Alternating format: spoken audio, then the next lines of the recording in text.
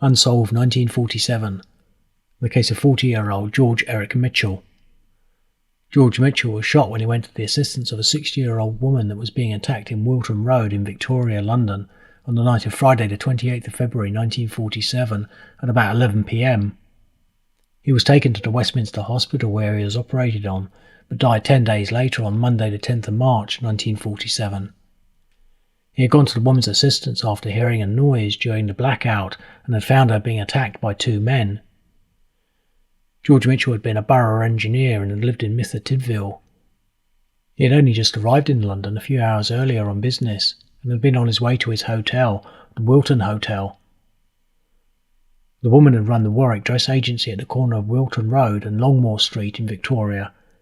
She had just been out visiting friends when she had returned to her shop and stepped into the doorway, which she described as being rather deep, when she was confronted by the two men who had been standing in the shadow. She said that one of the men pulled out a revolver and demanded the keys to her shop safe, and that when she screamed loudly, she was knocked to the ground. George Mitchell, who had been passing by at the time, then ran to her assistance and tackled the men, but he was hit by one of them and shot in the stomach by the other. The police appealed to anyone that had been in the vicinity of Wilton Road between 11 p.m. and 11:15 p.m. to come forward. Before he died, George Mitchell was able to give a description of the gunman that shot him. On the 19th of July 1947, a man was interviewed in Leicester over the murder and then brought down to London where an identification parade was held, but nothing further developed. On Friday the 19th of December 1947, it was reported that the police went to Manchester to question a man in relation to George Mitchell's murder that had been arrested in relation to a minor offence there, but again, nothing more came of that.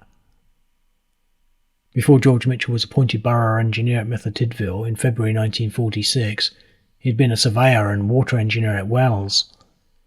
He had gone to Wells from Cromer and had previously served under the boroughs of Stockton-on-Tees, Saltburn, Edmonton and Southgate. His funeral took place at Christchurch on Tuesday the 18th of March 1947. He had a wife and two children. Nothing more is known about who the two men might have been, or whether the police had any other clues, and his murder remains unsolved to this day.